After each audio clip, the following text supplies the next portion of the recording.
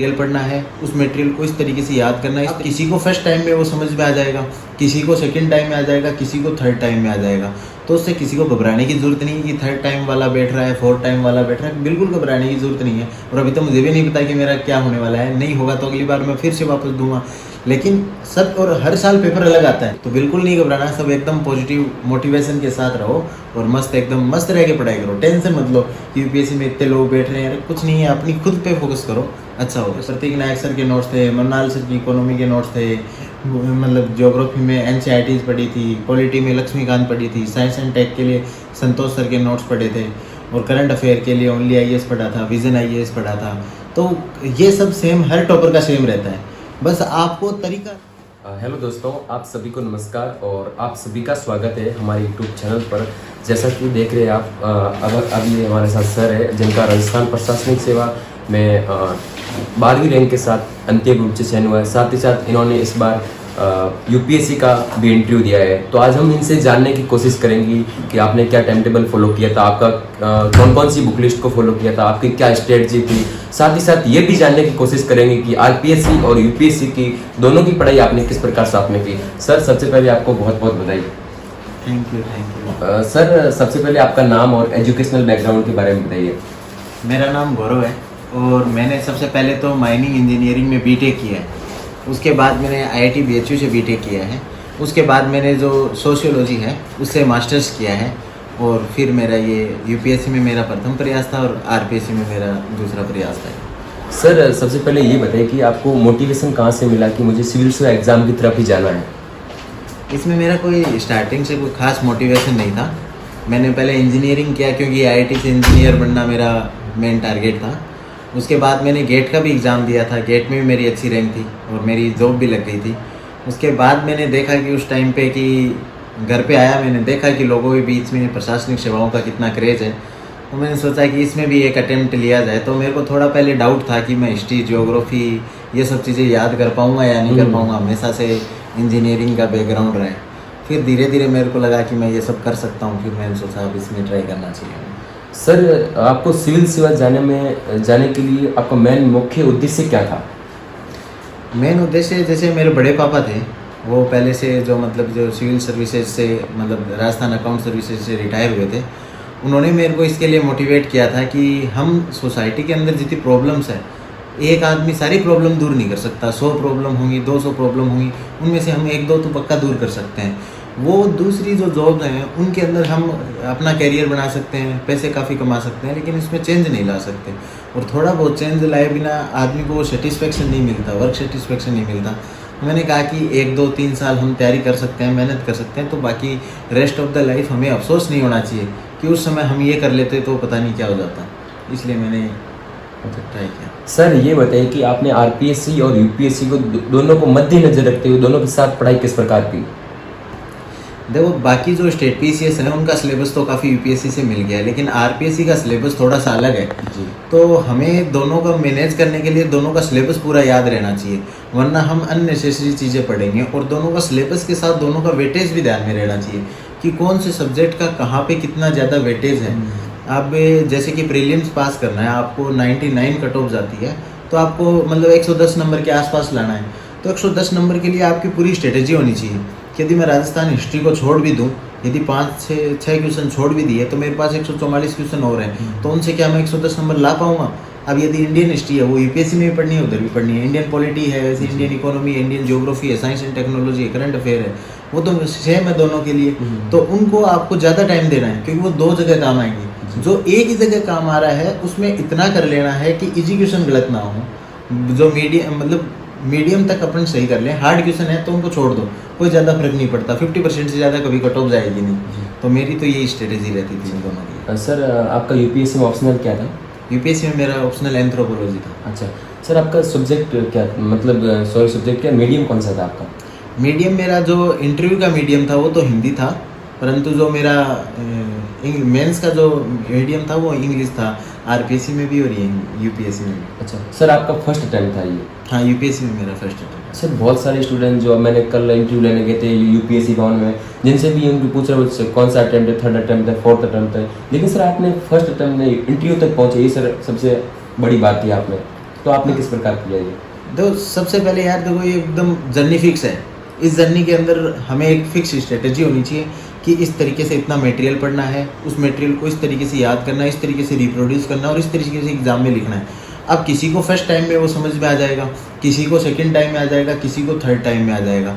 तो उससे किसी को घबराने की ज़रूरत नहीं है कि थर्ड टाइम वाला बैठ रहा है, फोर्थ टाइम वाला बैठ रहा है, बिल्कुल घबराने की ज़रूरत नहीं है। और अभी तो मुझे भी नहीं पता कि मेरा क्या होने वाला है, नहीं होगा तो अगली बार मैं फिर से वापस दूंगा। लेकिन सब और हर साल पेपर अलग आता है। जीके में एकदम फिक्स ट्रेंड तो होता नहीं है कि इस बार इकोनॉमिक्स के अलग क्वेश्चन आ गए, नेक्स्ट टाइम अलग आ गए। क्या पता उनकी पकड़ है ना, जो आने वाले जो स्टूडेंट्स हैं उसकी मेरे से भी ज़्यादा उनकी अच्छी समझ हो। तो बिल्कुल नहीं घबराना, सब एकदम पॉजिटिव मोटिवेशन के साथ रहो और मस्त एकदम मस्त रह के पढ़ाई करो। टेंशन मत लो कि यूपीएससी में इतने लोग बैठ रहे हैं, कुछ नहीं है, अपनी खुद पे फोकस करो, अच्छा होगा सर। सर बात करते हैं अभी प्रीलिम्स यूपीएससी के लिए। यूपीएससी में प्रीलिम्स के लिए कौन कौन सी बुक लिस्ट आपने फॉलो की थी और उसकी रणनीति किस प्रकार बनाई आपने? देखो बुक लिस्ट जो बाकी टॉपर्स फॉलो कर रहे हैं वही थी।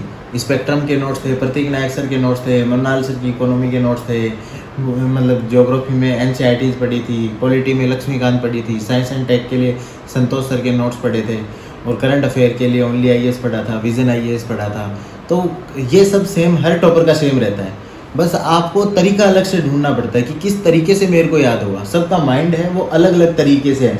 आप जैसे कि एग्जाम्पल के तौर पे मैं बोलूँगा कि ना, मतलब डॉग, तो अब किसी का कुत्ता अलग अलग नज़र आएगा, किसी को जर्मन शेफर्ड नज़र आएगा, किसी को गली वाला कुत्ता नज़र आएगा, किसी को वाइट आएगा, किसी को ब्लैक आएगा। तो इसी तरीके से जब हम सिलेबस को देखते हैं सबको अलग अलग सिलेबस दिखता है। वो जो सब्जेक्ट को देखते हैं उसका अलग अलग पर्सपेक्टिव होता है। तो हमें समझना होगा कि हमारा पर्सपेक्टिव कौन सा अच्छा है।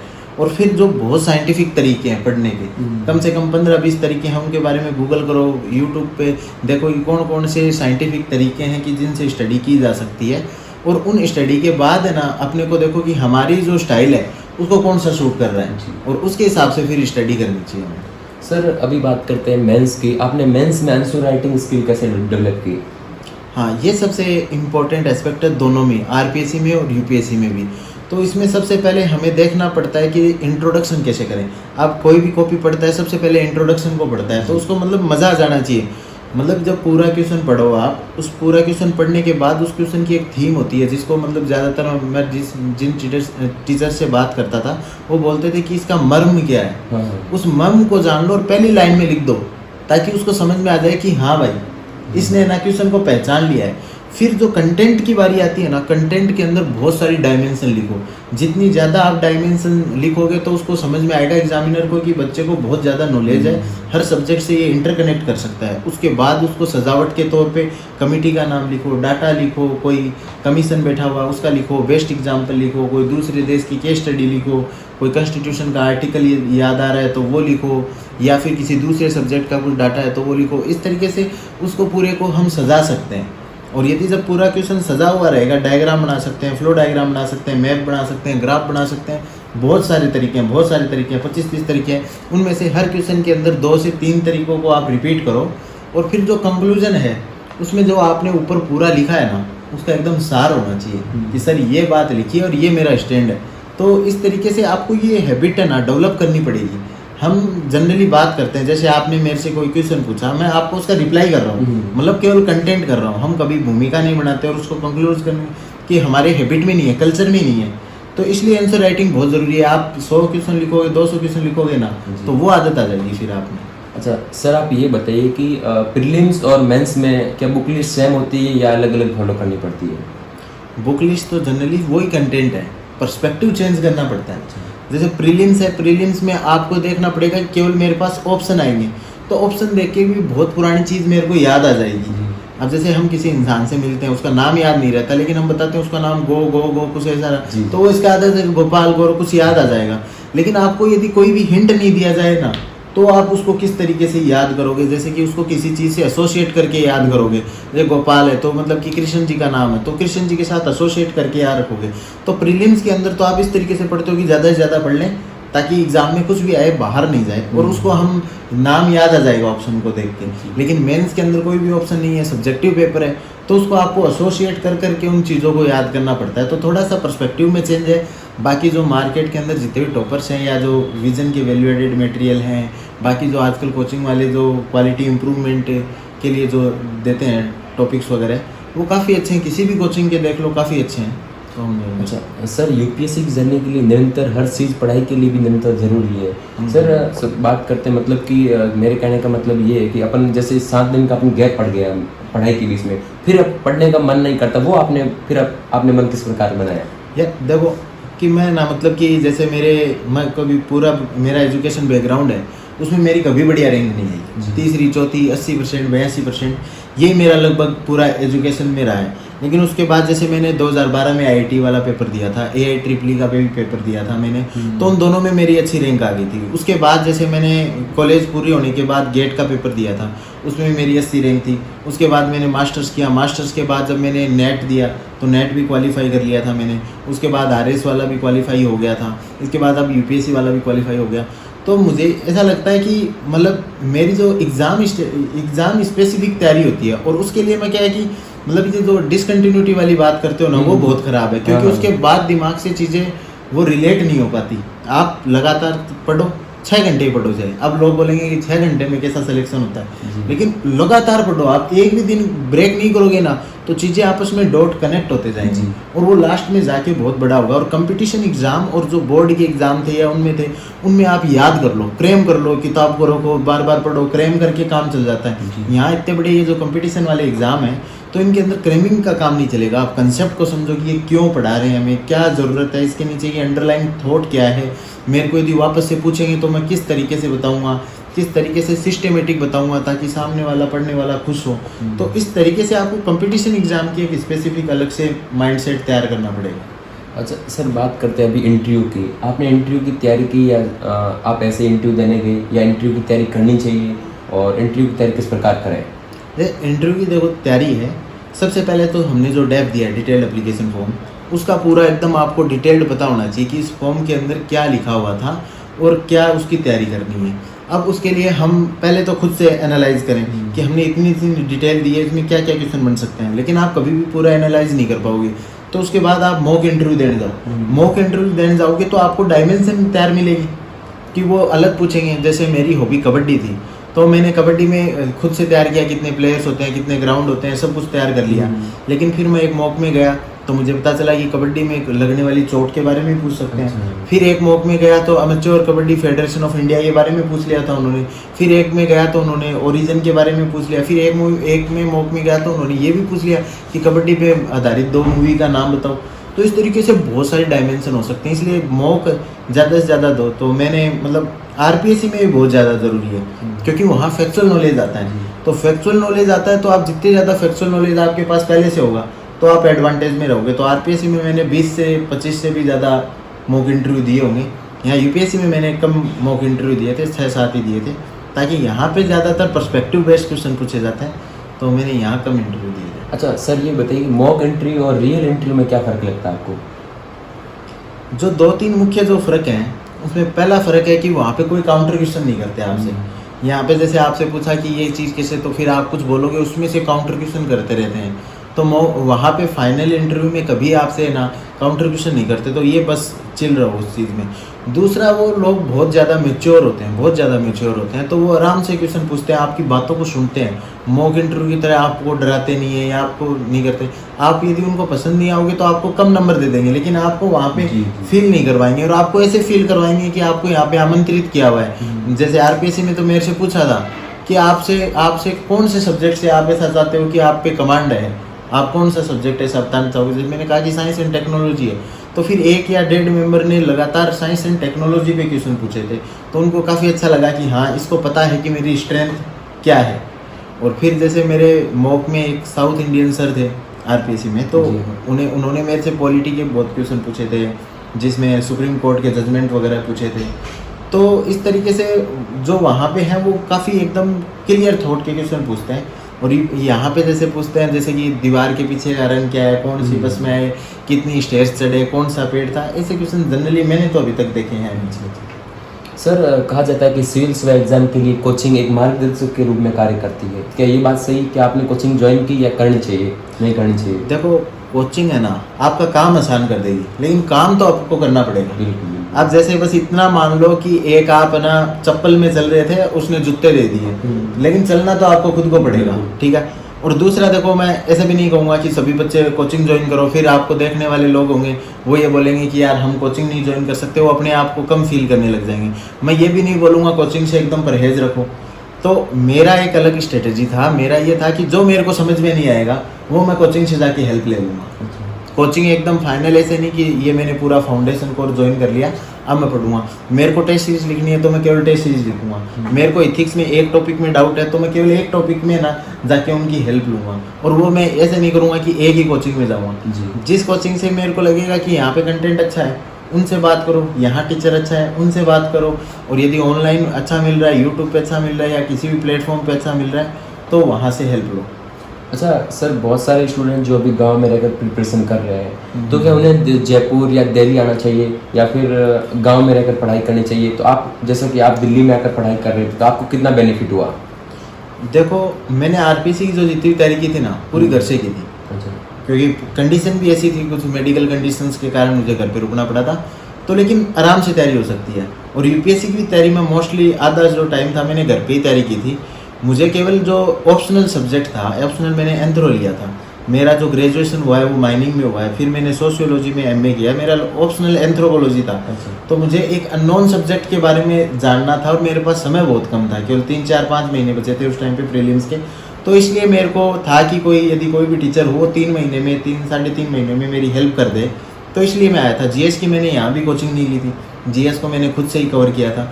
तो यदि आपको स्पेसिफिक, यदि आपका जैसे सब्जेक्ट यदि मेरा हिस्ट्री होता और मैंने बीए में हिस्ट्री पढ़ा हुआ होता तो आपको दिल्ली जयपुर आने की कोई ज़रूरत नहीं है। आजकल यूट्यूब पे काफ़ी ज़्यादा अच्छा कंटेंट मिल जाता है। फिर भी यदि आपको लगे कि यार ये सब्जेक्ट मेरा अच्छा नहीं है, तो आजकल हर कोचिंग मॉड्यूल स्पेसिफिक वो भी देती है कि आपको पॉलिटी चाहिए तो 10,000 में पॉलिटी ले लो, 5,000 में ज्योग्राफी ले लो। उस प्रकार का कोई कोर्स आप ना ले सकते हो।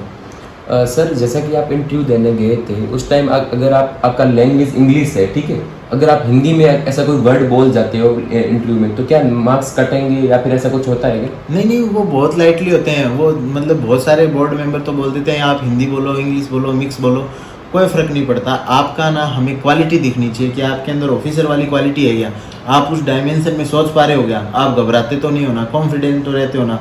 तो वो क्वालिटी चेक करते हैं। लैंग्वेज का कोई फ़र्क नहीं पड़ता। आप है ना हिंदी चूज़ किया हुआ है तो बहुत सारे इंग्लिश में वर्ड यूज़ करते हैं, उनका तो हिंदी वर्ड भी नहीं होता, तो कोई दिक्कत नहीं है आराम से। अच्छा सर, बताइए कि प्रीलिम्स, मेंस और इंटरव्यू, इनकी प्रिपरेशन तीनों की लगातार करनी चाहिए या अलग अलग करनी चाहिए? देखो, इसकी लगातार करो ना तो उसका फ़ायदा होता है। जैसे कि प्रीलिम्स के लिए आपने जो फैक्ट्स पढ़े, जैसे कोई कमेटी पढ़ी कि ना, मतलब कि हम ऐसे मतलब लेटेस्ट कमेटी बैठते हैं, जैसे अखिलेश रंजन कमेटी पढ़ी, तो प्रीलिम्स के लिए इम्पोर्टेंट है। वो कमेटी किसके लिए है कि आईटी मतलब इनकम टैक्स में रिफॉर्म्स करने के लिए। लेकिन मेंस के अंदर आप उसको कैसे यूज़ करोगे? तो आप मेंस के अंदर ऐसे कोई क्वेश्चन आए कि किस तरीके से एफडीआई बढ़ा सकते हैं या ईज ऑफ डूइंग बिजनेस बढ़ा सकते हैं या टैक्स के अंदर रिफॉर्म्स ला सकते हैं, वहाँ पे वो एज ए आपका सपोर्टिंग मटेरियल यूज़ होगा। तो प्रीलिम्स का जो फैक्ट है वो यदि आपका बहुत अच्छा है ना, तो वो एज ए सपोर्टिंग एलिमेंट है ना, आपका हमेशा यूज़ होगा। कुछ भी आप लिखो आंसर, आपका स्टेटमेंट दो, उसका जो मतलब कि उसको प्रूव करने के लिए आपके प्रीलिम्स के फैक्ट काम आएंगे। तो जब भी प्रीलिम्स के फैक्ट पढ़ो तो ये याद रखो कि मेंस के अंदर कहाँ यूज़ करना है। सर, आपका अभी एचडी में सैन हुआ है, इसके लिए सर पहले बहुत बहुत शुभकामनाएं। और अंत में सर आप इनको क्या सजेशन देना चाहेंगे कि किस प्रकार पढ़ाई करें? देखो, पढ़ाई करो कम चाहे, कोई फ़र्क नहीं पड़ता। 5 घंटे पढ़ो, 6 घंटे पढ़ो, लेकिन उसका एक साइंटिफिक तरीका होना चाहिए। अब फॉर एग्जांपल कि हम एक पेड़ को काट रहे हैं, उसमें कुल्हाड़ी को हम उल्टी ले लें, फिर चाहे आप उसको चाहे 12 घंटे काटो, 14 घंटे काटो, वो पेड़ कभी कटेगा नहीं। लेकिन यदि कुल्हाड़ी यदि सही जगह पे लग रही है तो वो पेड़ है ना आसानी से कट जाएगा, वो चाहे 1 घंटे में कट जाएगा। तो आपकी पूरी जो परीक्षा की जो प्रोसेस है उसको एकदम साइंटिफिकली हमें पढ़ना है कि ना किस तरीके से हम कितना पढ़ें। पहले आदमी को लिमिट डिसाइड होनी चाहिए। जैसे कि मुझे ध्यान है कि मैं 20-25 किताबें आराम से याद कर लूँगा, तो वो सबकी अलग अलग लिमिट है। कोई 50 भी कर सकता है, कोई 20 भी कर पाएगा, कोई 10 ही कर पाएगा, तो उसे वो लिमिट डिसाइड करनी चाहिए। फिर उसमें से अपने को नोट्स बनाने हैं, खुद के नोट्स बनाने हैं। तो नोट्स कितने बड़े होने चाहिए, कैसे होने चाहिए, मतलब कि A4 साइज में बनाने हैं या किसी फाइल में बनाने हैं, या मैं डिजिटली नोट्स बनाता हूँ, मतलब टैब में नोट्स बनाता हूँ, वो डिसीजन अपना खुद का लेना है। फिर वो कितने छोटे नोट्स होने चाहिए, कितना उसमें डाटा होना चाहिए, फिर है ना कोचिंग का कितना हेल्प लेना है, फिर उसमें हम उसको कितना याद कर पाएंगे। फिर उसको याद करने के भी बहुत सारे तरीके होते हैं, कोई चिट कोड से याद करता है, कोई ग्रुप डिस्कशन से। तो मतलब याद करने का क्या तरीका होना चाहिए, फिर पेपर के अंदर क्या लिखना है, पेपर के अंदर कौन सी चीज़ सबसे इम्पोर्टेंट है ऊपर लिखनी है, कंक्लूजन क्या हो सकता है, एक लंबी प्रोसेस है जिसको 6-7 महीने लगातार प्रोसेस करोगे तो वो आपके अंदर इम्बाइब हो जाएगी। जैसे कि हम कार चलाते हैं तो उसमें कार में हमें गियर भी डालना पड़ता है, क्लच भी दबाना पड़ता है, स्टीयरिंग को भी देखना है, रोड के ट्रैफिक को भी देखना है, इधर वाले मिरर को भी देखना है, इधर वाले मिरर को भी देखना है, पीछे वालों को भी देखना है, साथ में लोग बात कर रहे हैं उन पे भी ध्यान है, तो और बत्ती पे ध्यान है या फिर कोई पीछे से गाड़ी, मतलब कि हमें एक साथ 10-12 चीज़ों को एक साथ ध्यान में रखना पड़ता है। सेम यूपीएससी प्रिपरेशन के साथ है कि आपको बुक्स का भी ध्यान रखना है, कितना पढ़ना है ये भी ध्यान रखना है, कितना याद करना है ये भी ध्यान रखना है, उसको पेपर में क्या लिखना है ये भी ध्यान रखना है। तो इसका सारों का यदि बैलेंस बना के चलोगे ना तब तो सही है। यदि सारे टाइम पढ़ते ही जाओगे ये भी नहीं पता कि क्या प्रोड्यूस करना है, किसको रिवीजन करना है, तो क्या होगा, मतलब आप केवल सामने ध्यान दे रहे हो तो कोई पीछे से गाड़ी टच हो जाएगी या कुछ हो जाएगा। तो सेम ऐसा ही है कि आपको हर सब्जेक्ट पे ध्यान देना है, इक्वली उनको ध्यान देना है, किसी भी को इग्नोर नहीं करना है। तो इसे करोगे और साइंटिफिक मेथड से पढ़ोगे तो मुझे लगता है कोई दिक्कत नहीं आएगी। ठीक है सर, आपने टाइम दिया इसके लिए बहुत बहुत शुक्रिया सर।